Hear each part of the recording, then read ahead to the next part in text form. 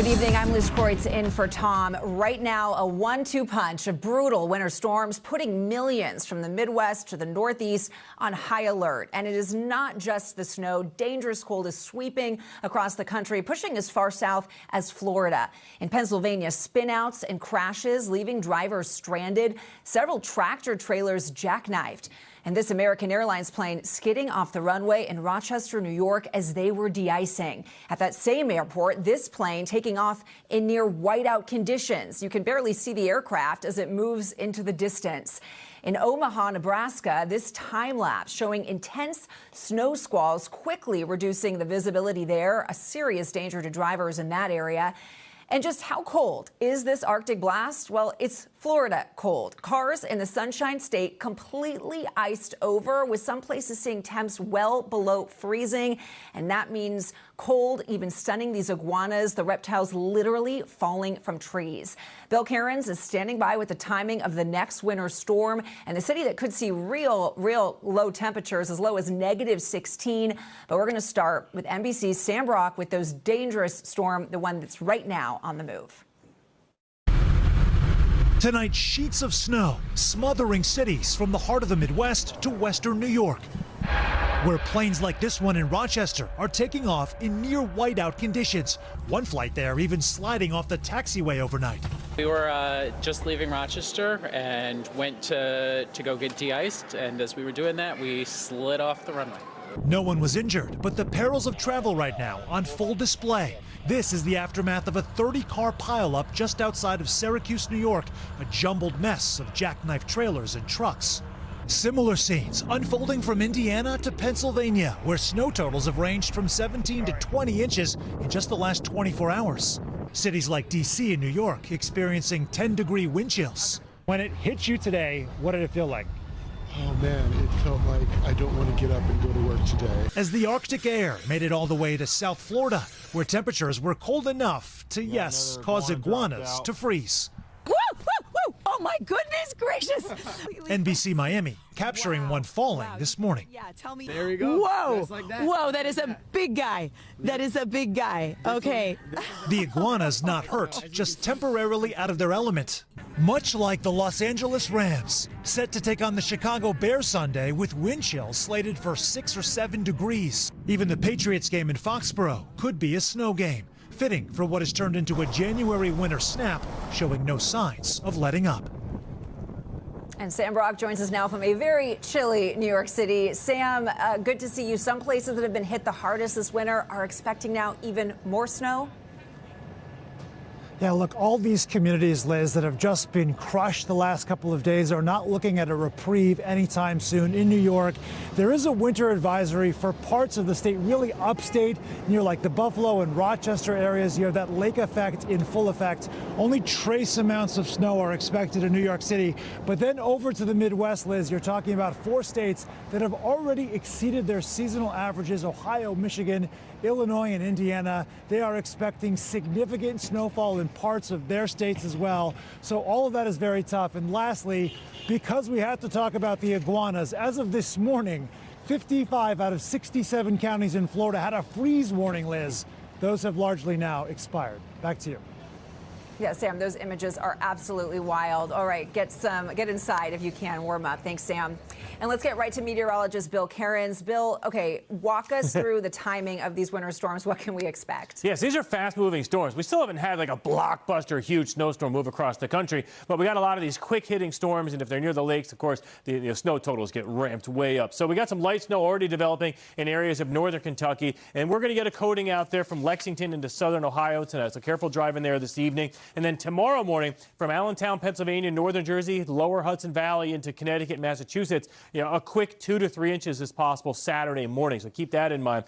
Then we get the second storm along the coast, and this one will be coming up and getting towards the Boston area, Providence, Cape Cod. And this should happen during the Patriots-Houston game at Foxborough, 3 o'clock NBC and Peacock. So we could get ourselves a snow game. It's not a huge epic amount of snow, but it may look pretty, and maybe it's kind of fun to watch on TV. So as far as the Arctic Express goes, Liz, there's no end in sight to this.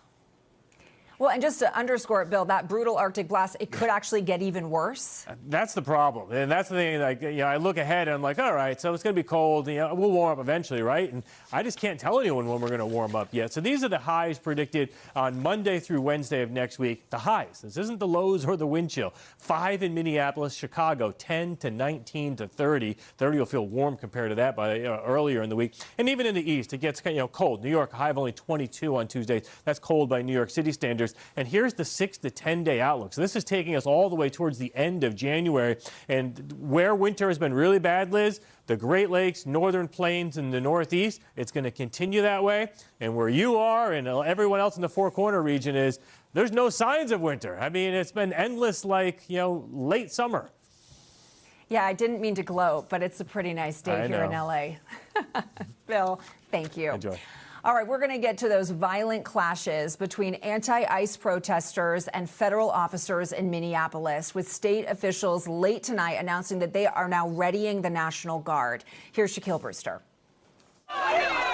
Tonight, Minnesota officials ramping up security ahead of weekend protests. We're mobilizing elements of our National Guard to support local law enforcement. As overnight, we witnessed yet another face-off between anti-ICE protesters and federal officers. It seems like we have another situation. If we turn around, turn the camera, they are now telling the crowd to move back, and you see the crowd becoming very hostile. Later, protesters pounding on this officer's car, who drew his weapon as they drove through. DHS says 12 anti-ICE protesters were arrested for assaulting law enforcement. This suspect arrested for allegedly breaking into an FBI vehicle and stealing a rifle. All happening just over a week since the shooting death of Renee Good. Video showing Good accelerating her vehicle, an ICE officer in front of it opening fire. Get out of the car. Oh! DHS says the ICE officer acted in self-defense. Tonight, new documents released by the city of Minneapolis say paramedics found Good in the car with 2 apparent gunshot wounds to her chest, 1 to her forearm, and a possible 4th to the side of her head. 911 transcripts describe the chaos at the scene, with DHS requesting local law enforcement who helped agents evacuate. While DHS tonight criticizing Democratic city officials for not allowing local police to work with ICE to arrest criminal suspects. An individual from Ecuador who murdered his 3-month-old son.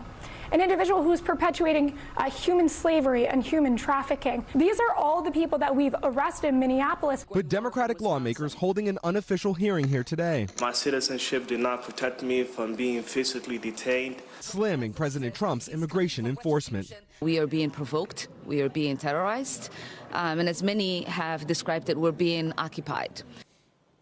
All right, and Shaq Brewster joins me now from St. Paul, Minnesota. Shaq, we heard there that the state is readying the National Guard. Do we expect to see soldiers on the streets? We can see a lot of people still out there right now, even in those winter conditions.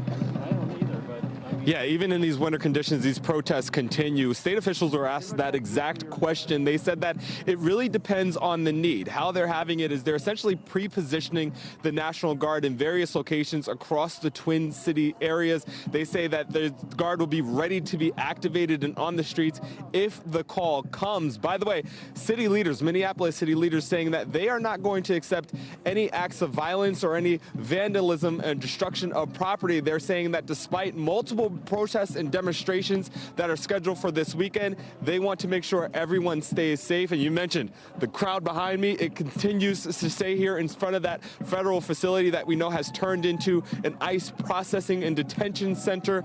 These folks saying that they're not going anywhere either. All right, Shaq, we'll see what the weekend brings. Thank you for that. And clashes between anti-ICE protesters and federal officers flaring up beyond Minnesota. Here in California, outrage now growing over this video appearing to show an officer firing a projectile at close range into the face of a demonstrator. He is then dragged across the plaza and then handcuffed inside of a nearby building.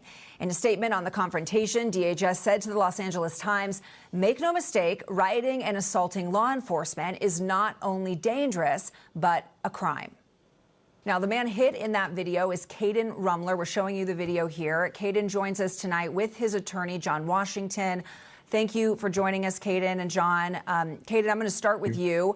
We can see your injury there around your eye. How are you doing? Talk to me about the extent of your injuries. Are you able to see? No, not at all. I'll never see out of this. I can't even see light out of this. Like I've said before, my doctors told me that the entire eye contents of this had fallen out. They had to put them back in. They found pieces of glass, metal, and plastic throughout my eye, behind my eye, in my skull. They said that I had a laceration from the left side of my eye going so far back that they couldn't even see the end. I got 14 nylon stitches throughout it. They compared it to a baseball. I still have shrapnel in my skull. I have one that's still there, millimeters away from my carotid artery. Well, Caden, I obviously... And we still don't know what metal is in it. Yeah, absolutely. I'm sorry that this happened to you. The video, we're showing it right now. It's getting a lot of attention. Walk us through, from your perspective, those moments. What was going through your mind as you're getting hit like that at close range? Well, at first I didn't realize what it was when I fell to my knees. I just felt like that pressure, and everything started to become muffled, and there was ringing, and then I felt warmth on my face, and then they were dragging me, and I couldn't breathe. My collar was closed, and I was like trying to pull at it, like telling him, like mustering all my strength, telling him like, I can't breathe, but he didn't say anything. And then I got into the building, and he had me on the floor, and he was on top of me and pushing my head into the ground and into a pool of my own blood. It was bigger than my head. It was like dark, thick, coagulated blood. We it was like understand, really aggressively. You know, Caden, we understand that this is an open case. We know that there's possible charges that are pending right now. Just knowing that, is there anything you can tell us about what was happening in this moment, kind of what led to this? Did any of the officers say anything to you? What can you tell us about that? So Caden is currently facing criminal charges. I hope you can appreciate it, but I don't want my client to answer anything about what happened prior to the shooting, just to be fully cautious. What I can tell you, though, is that Caden was doing nothing violent, and we've seen nothing whatsoever to support DHS's narrative that there was a violent riot, people throwing bricks, rocks, things like that. I encourage people to look at the videos because you just won't see it. Well, I was going to ask you to respond to that because we do know that DHS is saying that the officers were being attacked, that there were people throwing rocks at them. How do you respond to that? And is there any word from DHS about what exactly was that projectile that was fired at Caden? So what I say to that is it just didn't happen. I have not seen any evidence of it happening. And again, there's video footage, so people can look and see if there's anyone throwing bricks or rocks. And I see nothing to support that. And as far as what is embedded in Caden now, Caden can talk about it a little as well, but the doctors have repeatedly asked for DHS to let them know what it is because they're worried about neurotoxicity. And they are getting the runaround. DHS won't say. Caden, I want to ask you as we wrap up here, do you regret going out that night? And what do you want people to know about what happened? No, I don't regret going out that night. I mean, it was horrible what happened, but like I would do it again in a heartbeat. I feel a need to be at these protests because I want to see a difference. I want to see a change. And to other people, I want to say, speak out, say what you want to say, and go to these protests, speak your mind, you know. Well, Caden Rumler, John Washington, thank you both for joining us. We wish you a speedy recovery, Caden. Thank you. All right, we're going to get now to that dramatic moment in the Oval Office. Venezuela's opposition leader presenting her Nobel Peace Prize to President Trump. Tonight, NBC's Garrett Hake asking the president why he accepted it. Tonight, just 24 hours after Venezuela's opposition leader Maria Corina Machado presented President Trump with her Nobel Peace Prize, we pressed the president on what he'll do with it. What do you intend to do with it, and why would you want someone else's Nobel Prize? Well, she offered it to me. I thought it was very nice. The president praising Machado after their Oval Office meeting. I never met her before, and I was very, very impressed. She's this is a fine woman. Machado earlier explaining why she offered her 18-karat gold medal to President Trump. Because he deserves it for what he's doing to liberate Venezuela and for freedom in the Americas. Despite Machado's gesture, the president for now standing by his support for Venezuela's interim president, Delcy Rodriguez, a loyalist of authoritarian leader Nicolas Maduro, whom the U.S. captured and brought to New York to stand trial. The White House says Rodriguez has been, quote, extraordinarily cooperative, including releasing some political prisoners and proposing new access to oil reserves. Machado optimistic about a future election. I believe I will be elected when the right time comes as president of Venezuela, the first woman president. And Garrett Haig joins us now from the White House. Garrett, the Nobel Institute tonight is reacting to the president being gifted this prize? Yeah, Liz, it's right. They put out a statement making the point that the medal itself is part of the prize, but it's not the award, if that makes any sense. That the laureate, the person who receives the medal, the diploma, and the money is the Nobel Prize laureate, no matter what happens to the medal itself. They even point out there are several examples of medals being gifted or donated, or in some cases, even sold. That doesn't change the fact that who they were originally awarded to is still the winner. And in fact, the Institute makes a point of not judging or commenting on the actions of laureates after they receive the prize. Liz? All right, interesting. Garrett Haig, thank you. Now to President Trump's push to take over Greenland. Residents there are on edge. That territory is part of Denmark, and our Ryan Nobles is on the ground there as the country fears what could come next. Tonight, in the streets of Denmark's capital, Copenhagen, anxiety over Donald Trump's push to take over Greenland is high. I think that's very terrifying. Greenland is a largely self-governing territory, part of the broader Danish kingdom. And the people in both places have little interest in making the Arctic island an American property. Greenland is not for sale, so what is on the table from the U.S. side right now is not interesting for us. And you can't buy a country. The president doubling down just today. I may put a tariff on countries if they don't go along with Greenland, because we need Greenland for national security. Pippa Lung serves in Greenland's parliament. She says the U.S. threats are making life difficult. The children are worried, the adults are not sleeping. I think the Venezuela episode has just ignited our fears, so it's really important to have a dialogue with each other. The unease extends all the way to Denmark. And there are examples of the Danish frustration with President Trump popping up all over Copenhagen, sometimes organically in signs like these. I think it's a really big problem, and I also think it's a really big move. Also in terms of like NATO and stuff, it's like a big deal. And I also think it's really wrong. And while Trump may not be getting the message, members of Congress are. Democrat Chris Coons and Republican Lisa Murkowski are here trying to ease fears, telling NBC News exclusively that Trump's push to take over Greenland is a non-starter. We also heard an amazing statement from the foreign minister this afternoon, who said, you can trade with people, but you cannot trade people.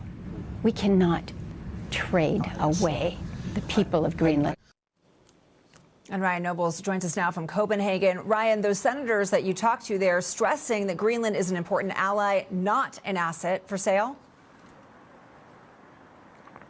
That's exactly right, Liz. And they point to this long relationship that the people of Denmark have had with the people of the United States. It's one of the United States' most reliable allies, especially dating all the way back to World War II. They were one of the first members of NATO, and they have shown up when the Americans have needed help. In the wake of 9/11, they sent troops to both Afghanistan and then eventually Iraq.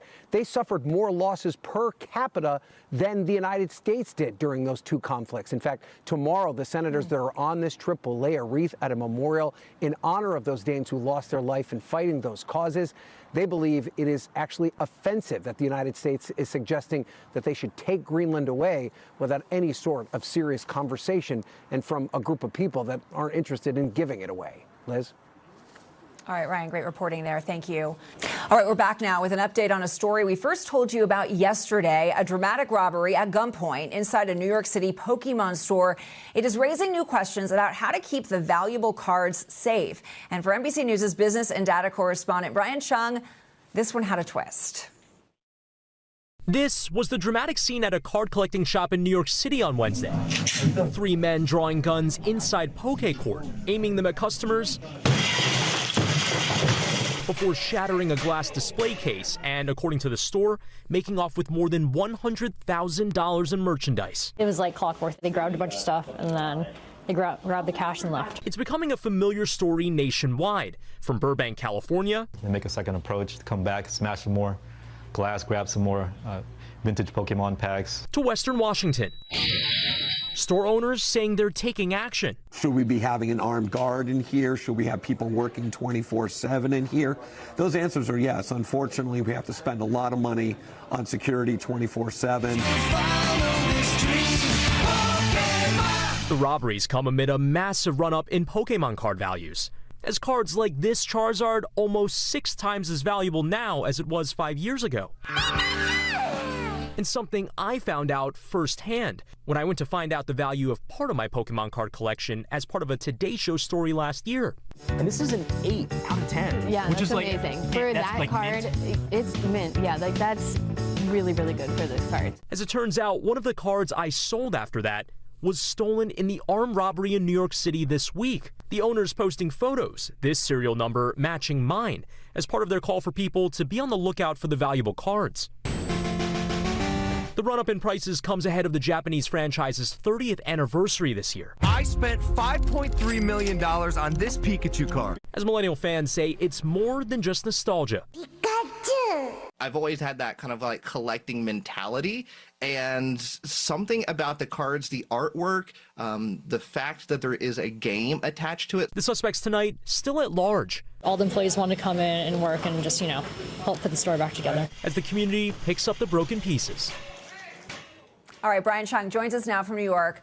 Brian, I want to go back to that card that you got appraised right here on NBC. I remember that story last year, so I know you've been collecting these cards for years. Explain to us, why are they so valuable now? And then, of course, then clearly of interest to thieves. Yeah, well, I mean, first off, when I first saw this theft, I recalled being there at the store just a few months ago to get my card consigned. So when I saw that the account had actually posted all of the different highly valued pieces that were stolen, and I saw the card that I sold them, my heart stopped. It was my brother that alerted me to it. But nonetheless, it is a moment for the Pokemon community. It is certainly the case that the valuations, as I underscored, have tripled, quadrupled, even more than that in some cases, not just because of that anniversary coming up this year, but also because of the fact that there's a digital version of the game called Pocket TCG that has reignited interest in this. And also you have to consider, Liz, there are millennials that are now having kids. Those kids are now interested in this as well. So for that reason, the popularity is just going through the roof. And for that reason, it's attracting a lot of attention, a lot of value,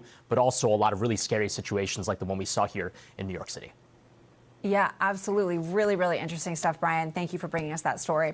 All right, still ahead on Top Story, the medical review just released tonight that could offer the most thorough look at the alleged link between Tylenol and autism. Plus, the bizarre incident in Miami as a high-speed train destroys a delivery robot. But first, top stories, top moment, and the heartwarming welcome in Chicago. MLB player Alex Bregman was recently traded from the Red Sox to the Cubs, and his son, 3-year-old Knox, seems to already feel like a part of a team. Take a look.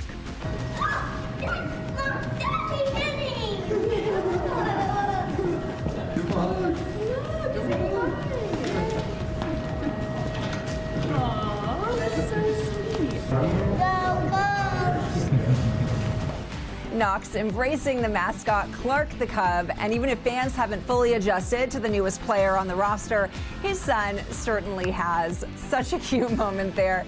All right, stay with us. More Top Story on the way.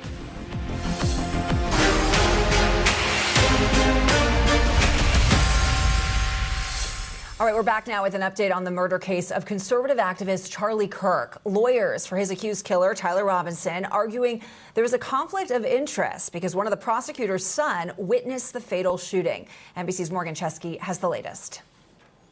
Additional legal. In Provo, Utah, alleged assassin Tyler Robinson sat stoic, wearing a shirt, tie, and shackles. The 22-year-old accused of murdering Charlie Kirk not audibly heard saying anything amid a high-stakes, high-security hearing. His defense team accusing prosecutors of a conflict of interest in their office, saying a fellow attorney's daughter was in the crowd at Utah Valley University when Kirk was shot. The defense saying as the daughter ran to safety, she began texting her father, who was with the attorney that decided to pursue the death penalty.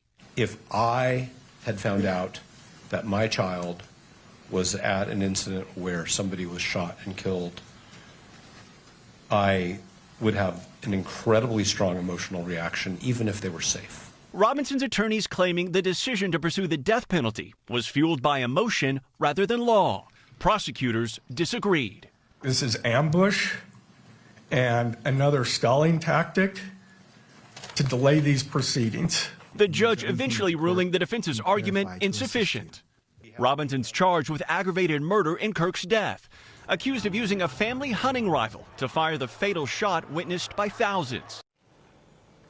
All right, and Morgan joins us now on set. Hi, Morgan. This hearing is still ongoing right now, and there's some late-breaking news. What can you tell us? Yeah, still ongoing. And what we saw the judge do earlier today is he essentially allowed the state to continue to argue on their behalf. The defense saying that they need the AG's office to come in for today's hearing. The judge saying that's not the case. So this conflict of interest argument still ongoing right now. We will be watching and waiting to see how it shakes out. If the judge sides with the defense, we would see an entirely new prosecutorial team. That could create a significant delay here. And there in the courtroom, there's spectators, including, it sounds like, members of Tyler Robinson's family? Right. We know that following the shooting, Robinson was convinced by friends and family to turn himself in. Some of those family members seated behind Robinson. We could not see them on camera. And notably, Liz, we're no longer seeing Robinson on camera either, because the judge acknowledged that a protocol had been broken when a photographer pushed in on Robinson's face and they could see conversations being had with his defense team. He said that that was no longer allowed, at least for today. At least, so it's still TBD if we'll be able to see him in court the rest of the hearings. Exactly. All right, Morgan, thank you. All right, and now to startling new video out of New Orleans showing a school bus driver pulling over and abandoning her bus with kids inside. Tonight, police saying that driver is still missing. George Solis has the details. The alarming moment caught on surveillance video. Watch as a school bus driver transporting young students walks off the job, leaving 6 children stranded. The video, obtained by NBC affiliate WDSU, shows the bus parked near a busy New Orleans intersection when the driver suddenly steps off the bus, crosses multiple lanes of traffic, and walks away, abandoning the students on their way to school. Here you can see those children running towards the front of the bus as officers arrive, 22 minutes after the driver left. School officials later arriving on scene. Tonight, New Orleans police still searching for the driver. The troubling incident taking place early Wednesday morning. New Orleans police telling NBC News there was a verbal conflict between the driver and at least one student that led the driver to pull to the side of the road and exit the bus. The child abuse unit now investigating as a community demands answers. It's very unprofessional to leave kids on a bus and you get off. What if somebody would have got on a bus and drove the bus off with the kids on it? The school district telling NBC News families were immediately notified, adding, "We take matters of student safety very seriously." And George Solis joins us now from Miami. George, do we know anything more about what actually happened inside that bus? Yeah, hey Liz. So I spoke with the owner of Julian Transportation, which employed that bus driver. She says that she's had trouble getting in touch with her former employee. She also told me she reviewed video from inside of the school bus, and she says she didn't see anything that really would have warranted that kind of reaction to pull over and abandon those children. They are hoping that she is okay. Meanwhile, this investigation and the search for this driver continues. Liz? All right, George, thank you. We're going to turn now to Top Stories news feed, starting with new charges against the surgeon accused of killing his ex-wife and her dentist husband at their home in Ohio. A grand jury today indicted Michael McKee for aggravated murder and aggravated burglary in the deaths of Spencer and Monique Tepe. McKee is accused of using a silencer on the gun when he killed the couple. If convicted, he could face life in prison without parole. McKee's attorney says he plans to plead not guilty. A new medical review is out tonight, pushing back on warnings about the alleged connection between Tylenol and autism. In a report just published in The Lancet, a group of researchers concluded that they found no link between taking Tylenol during pregnancy and autism, ADHD, or intellectual disability. This review could be the most thorough analysis yet of the existing science on the topic. And another crash caught on camera, this one in Miami, involving a high-speed train and a food delivery robot. Look at this.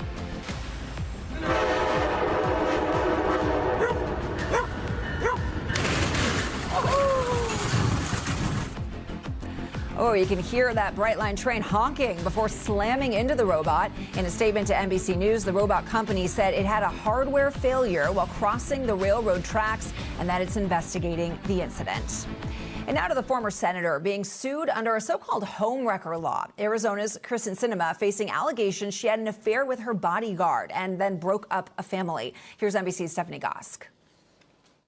Tonight, former Arizona Senator Kristen Sinema is battling a lawsuit accusing her of breaking up a 14-year marriage through intentional and malicious interference, claiming Sinema began an affair with her security guard Matthew Amel as early as 2023. Here they both are appearing at the Arizona State Legislature last year. The 16-page lawsuit filed by Amel's ex-wife lays out in detail how the affair allegedly began, with texts described as romantic and lascivious, and then work trips that turned personal. On one occasion in 2024, Amel told his wife the senator was handsy. On another trip, Sinema allegedly told Amel to bring the drug MDMA so she could guide him through a psychedelic experience. According to the lawsuit, Sinema bought Amel gifts and took him to concerts, including asking him to provide her security for a U2 show at the Sphere in Las Vegas. The lawsuit also alleges the head of Sinema's security team resigned because she believed the senator was having sexual relations with other security members. Amel's ex-wife, who he shares 3 children with, filed the lawsuit in North Carolina, where the couple lived when the affair allegedly began. Is it possible to be sued for breaking up someone else's marriage? Not in most states, but it is in North Carolina. That's one of 7 states where an alienation of affection claim exists, colloquially called a homewrecker statute. Sinema, who served 1 term as senator before deciding not to run for re-election, has not returned requests for comment. Neither has Matt Amel. Amel's ex-wife is seeking at least $25,000 plus punitive damages. In a statement, she said she hopes to hold Sinema responsible for, quote, destructive behavior. Liz? All right, Steph, thank you. Coming up, the terrifying avalanche scare in Russia, sending people scrambling at a popular ski resort. We'll have what happened. Plus, countdown to liftoff. A look at NASA's long-awaited Artemis mission as astronauts gear up for a trip around the moon. That's next.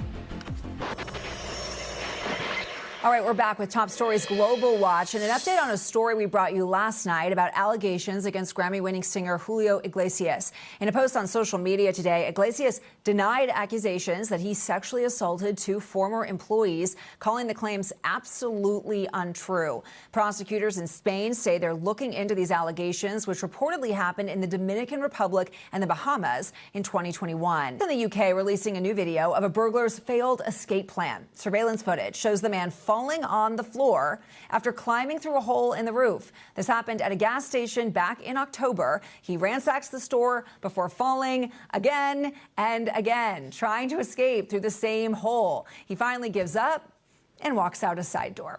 Police say he caused more than $4,300 in damage and was sentenced to a year in prison.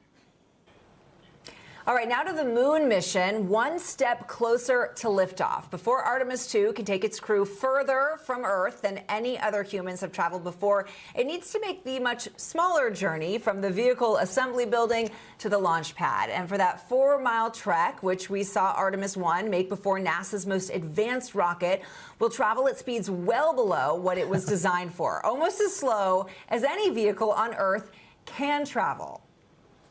We'll be at a cruising speed of just under 1 mile per hour.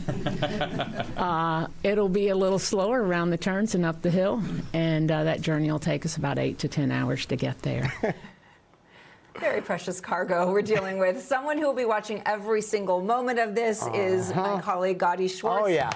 It's fun to have the tables turn. I get to ask you questions. I know, today. and this is my favorite thing in the world to talk about. But you brought props. Let's just talk about the toys here. Okay, so this is the SLS, right? Okay. I love that they were just talking. This is going to go, okay, first of all, this is the Statue of Liberty size, right? The real life one is bigger than the Statue of Liberty. And this one moves literally this fast. right now. Less than 1 mile an hour. It's going to be going less than 1 mile an hour. Yeah, 8 to 10 hours to get it going down the way, 4 miles. And then this thing will launch into space going 18,000 miles before separation, then 24,000 miles. So it will be going lightning fast, over Mach 30. So yeah, this is the SLS. It is a testament to human ingenuity. And inside of the SLS, I need more toys. I'm going to expense them right after this, but an espresso, capsule. Inside is going to be the Orion capsule, and this Orion capsule is going to be what houses those astronauts, those 4 astronauts. They are going to slingshot around the moon. They're going to go further than any other human has ever gone before. They're not going to be landing on the moon this time, but then they're going to come back, and then they're going to re-enter the atmosphere, splash down, everything's going to be perfect, and we are all going to cheer. I mean, it's been decades since the first Artemis missions. This is now Artemis 2. How big of a deal is this? Yeah, so Artemis 1 was really important because they did all of this. Yeah. They sent the capsule up, did the same thing, but there were no humans on board.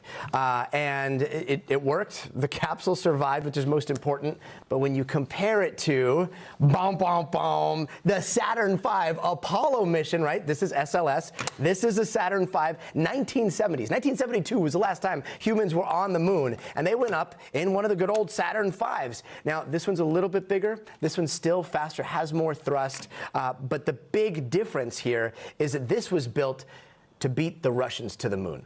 Science, let's just get the Americans on the moon as quickly as possible, put the footprint in, plant the flag. This one is more of a marathon than it is a sprint. This one is really geared at making sure that we can establish a moon base eventually, that Artemis 3 comes down next year. We can put humans on the moon as opposed to just flying by and taking pictures of all the geology. So that's where we're at right now. Yeah, and I should have mentioned it was Apollo missions, not Artemis missions, that were decades ago. In terms of what's next, with February, that's the first launch date, but it might not happen February 7th. So, like, how do they know when to launch? What can we expect? I mean, if the window opens allegedly February 7th, then yes, please, Godspeed, February 7th. But look, anybody that watches space, these things roll out, and you see all the staging, and so often they're scrubbed. And remember, we've got 4 astronauts on board here, so they're not going to take any chances. The window's open, but it can be a delay of weather. It can be there are so many different mechanical delays. They learned a lot of lessons from Artemis 1. They learned some issues with the heat shields. There was some stuff with the CO2 scrubbing. So they've worked out all of those kinks, but anything can happen. So it's going to be a day-by-day thing. Fingers crossed. It is very close to launch, but again, that window opens February 7th. Are you excited about it? I can't tell. A little bit. Can't tell. Just a little bit. Everybody, thank you. Thanks for the props. Thank you for watching Top Story. For Tom Llamas and all of us here, I'm Liz Kreutz in Los Angeles. Have a great night. We thank you for watching, and remember, stay updated on breaking news and top stories on the NBC News app or watch live on our YouTube channel.